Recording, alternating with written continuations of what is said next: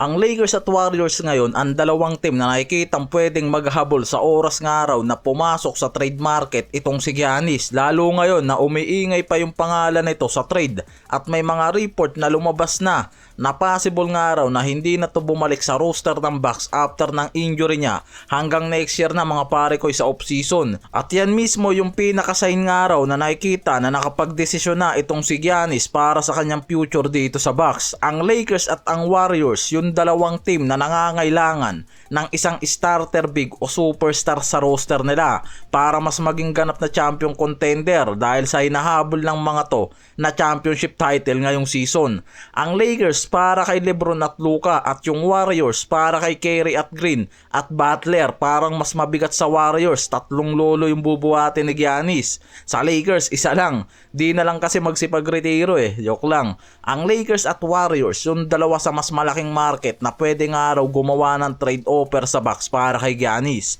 Para sa Lakers, may mga report kasi na sa official itinuturing na ng ilang NBA executive na ang Lakers bilang may pinakamagandang asset pool para subukan makuha si Giannis sa Bucks. Lalo na dahil meron silang mga expiring contracts at mga possible nga raw na magagamit nila kasama siguro si Austin Reeves para mabalanse ang swap para sa Bucks. Kung ang Warriors naman kasi pag-uusapan, meron ding mga theoretical trade package na pwedeng gamitin dyan at may mga report na pwede nilang i-offer yung mga yung prospect, multiple first round picks kapalit ni Giannis. Possible din isama yung mga role player tulad ni Kuminga o Buddy Hield o isa sa mga first round pick nila. May mga NBA executive kasi talaga na naniniwala ngayon na ang Lakers may limitasyon sa trade asset, pero ang nakikita kasi meron silang best asset sa roster na pwedeng i-offer sa Bucks para kay Giannis. Itong araw si Austin Reeves, pero maraming analyst ang nagwa-warning sa Lakers na sa oras nga araw napakawalan nila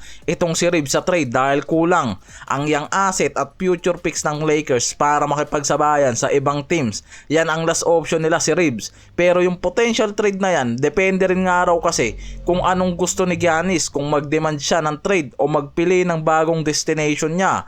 Kaya sinasabi ngayon na kahit merong mga trade package, maraming analyst ang nagsasabi na hindi sapat ang asset ng Lakers tulad ng draft picks para seryosohin ng Bucks sa bidding war para kay Giannis kung wala talaga silang balak isaalang-alang itong si Austin Reeves. Para sa Warriors naman, ganun din. Kahit may mga young players at picks sila, mahirap silang makagawa ng offer pagdating sa salary, assets at future value na sapat nga raw para maging interesado ang Bucks na ibigay itong si Giannis.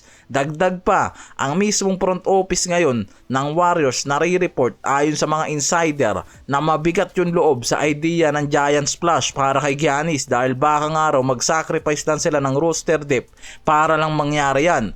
Sa Lakers, si Reeves talaga ang pinaka nakikita dyan pagdating sa trade idea na gagawin ng Lakers para kay Giannis. Yan yung nakikita na hindi kayang tanggihan ng Bucks sa oras nga raw na si Reeves ang ilagay ng Lakers kasama sa trade package. Maraming front office ang nag-iisip na kung ititrade ng Lakers si Reeves, dapat nga raw makakakuha sila ng malaking return.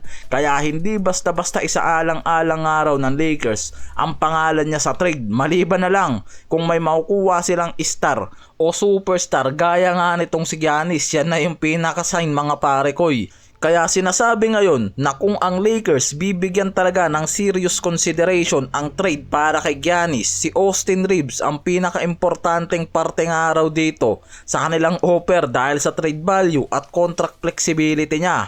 Dahil malaki ang magiging benefits nga araw sa Bucks pag nakakuha naman itong si Reeves. Sa deal na to, ito yung sinasabi ng mga analyst. Hindi nga lang daw kasi ngayon nakapokus ang Bucks para makakuha ng kapalit ni Giannis, kundi simulan ang tinatawag nilang mini rebuild na pwede nga raw gawing centerpiece si Austin Reeves para bumuo ng bagong core kasama si Miles Turner.